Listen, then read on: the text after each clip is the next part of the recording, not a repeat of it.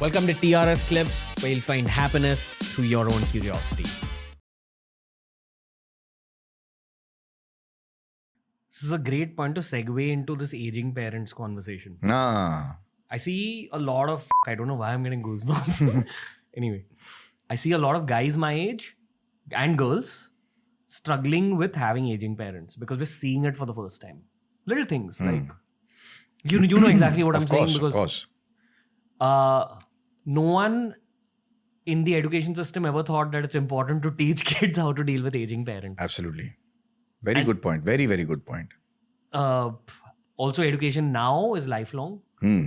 Obviously, I'm going to ask you that. Because they say that the longer the time passes with this aging parents conversation, the more difficult it tends to get. Then you have to change yourself emotionally or get broken by it. So, Maddie, would you like to say anything? Yeah. So take your time with it.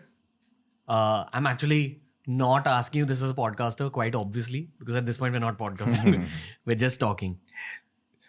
One of the things you should understand as a son or as a child is that at this age, the only happiness and relevance and importance that their parents have is you.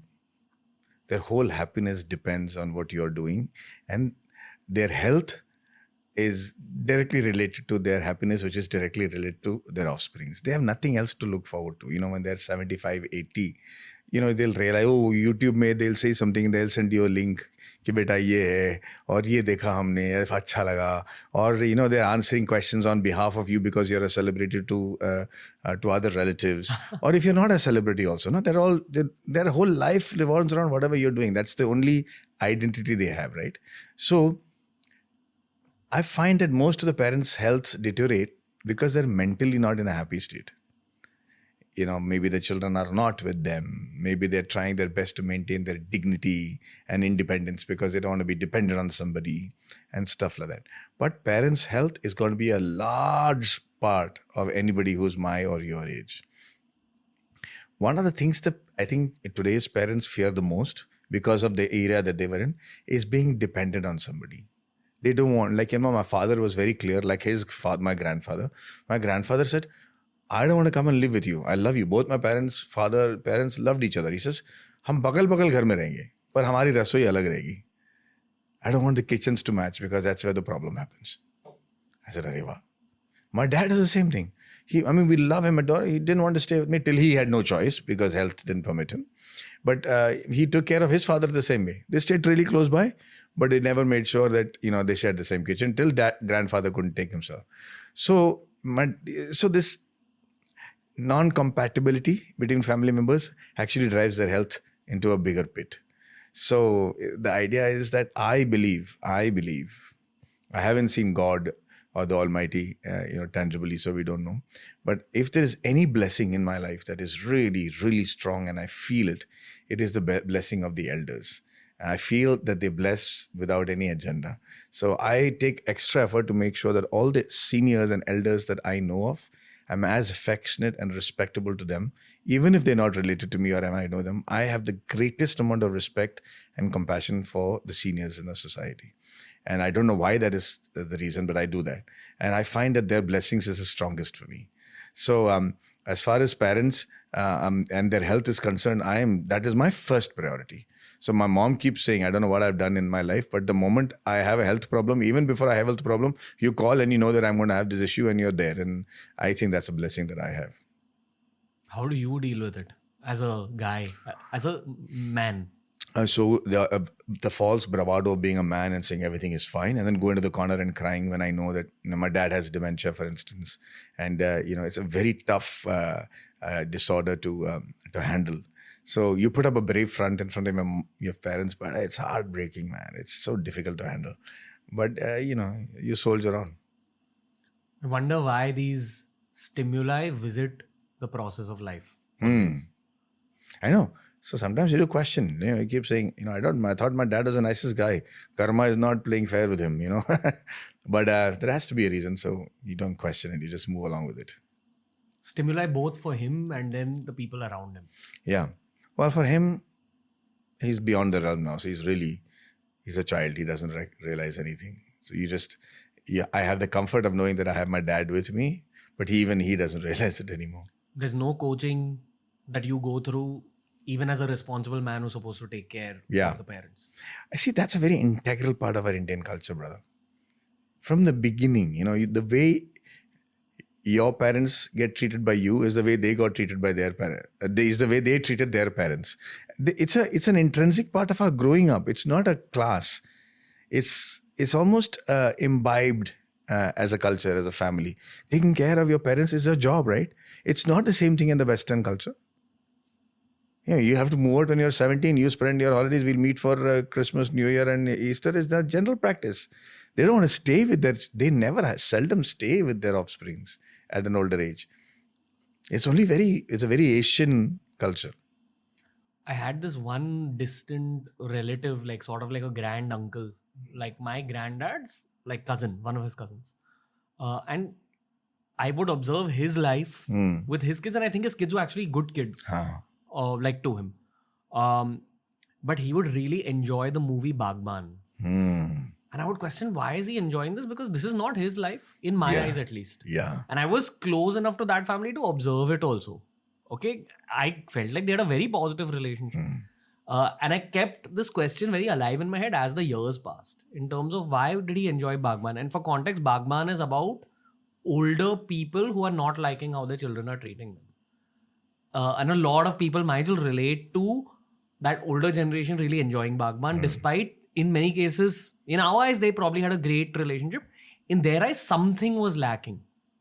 This is my question, right? What was lacking from the next generation, which is my parents' generation, in that family? I wouldn't know, brother. Maybe their relatability is because some of their friends are going through a trauma, not themselves. Maybe they're lucky enough to have lucky children. Whatever it is, the relatability comes because of what they're seeing maybe their friends going through or what they're going through themselves. My hypothesis was that our parents' generation, okay, which is like 50s and 60s born for me, they weren't taught to emotionally over-communicate. Which is why a lot of guys and girls my age have daddy and mommy issues. Yeah. So I was like, let's just put that in the other direction. They probably didn't emotionally communicate even with their parents. Therefore, my practice with my parents now is I emotionally over-communicate. Exactly. I think it's a very good observation. That's healed a lot of shit that went on in my parents also. You're very, very apt. I mean, this is very enriching to know because it's absolutely the truth. My parents, when they met their parents, when we go after 6 months, so we stayed in Jamshedpur, they used to stay in Chennai, and there was a lot of love between them, right? I know there was love and respect, right? My dad would do anything for his dad. But they'll meet after 6 months, okay? And I'll open the gate of the bungalow and we'll go inside. My grandfather will be sitting there. My father will look at him. He used to call him Anna. He says, Anna, Ranga, va. That's all. Langa, va means come, Ranga. So no hugging, just basically touching the feet, getting there, doing like it was a normal day. There was no euphoria of meeting up after 6 months and coming in, hugging and all that. That's how they were brought up. So I used to fight. Why is it so synthetic? Why is it so clinical? Why while leaving also, they'll pray. They'll touch each other's feet and fall at their feet. Varana, varanga. That's all. So I made it a point to over-communicate. I would go and hug my mom, hug my dad. Dad was not used to hugging and all that, And then my wife came and said, I don't care, father-in-law and all that. I hug you. That's it. And slowly he warmed up to it and he realized he became such a big hugger over a period of time that he used to also and then for them, I think hugging, I'm a big fan of hugging right now. I don't know why. Just, when a person is hugging properly, right? And when another person is wanting to hug but is in the cusp and not able to decide. So my dad slowly warmed up to that. And so can you, for every man and every person, hugging is a very primal requirement. They do it in the privacy of their rooms maybe, but hugging is grounding, And so when you know how to do that and when you hug, it becomes a very, very relaxing. For me, if I'm stressed, one hug does it for me. It works a lot for me and I'm sure it'll work for you too. So my dad was not used to doing it publicly. I made him do it. I said, no, this is not how you hug, Dad. I said, you hug, you put both your arms around me. I want to feel your chest when you hug me. He's like, what are you doing? Don't stop embarrassing me. I said, I'm an actor, just play along.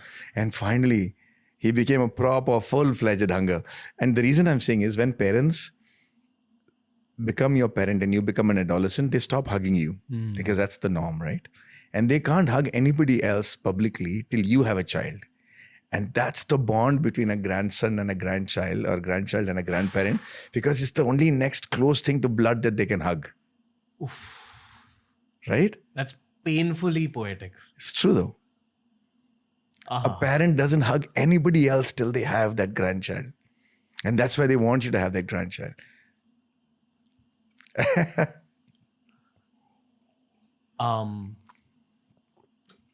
I've dated a fair amount in my life, and I'm not proud of that. Why should you? No, whatever. Whatever. But the relationships which went to a certain depth were always formed out of great first hugs. Possibly. Perhaps great first kisses, but mostly great first hugs. Yeah. Because you can feel the soul of a person. Absolutely. I cannot endorse that more. Absolutely. Even if we kind of stray away from romance, two of my like bros who have been there since my teenage, when were still the same guys for me even now. Even those equations have been formed through the first hugs we ever had with each other. Yeah. Because those two souls felt like I could be feeling them. Yeah. Without a doubt. Like even now, there's silent hugs with those bros. Nobody understands unmeaningful, unprovoked, silent hugs. You know what I mean? Like, not me. I'm saying unprovoked and without agenda, silent hugs. Like, you just go and you hold somebody and they reciprocate and there's no word spoken.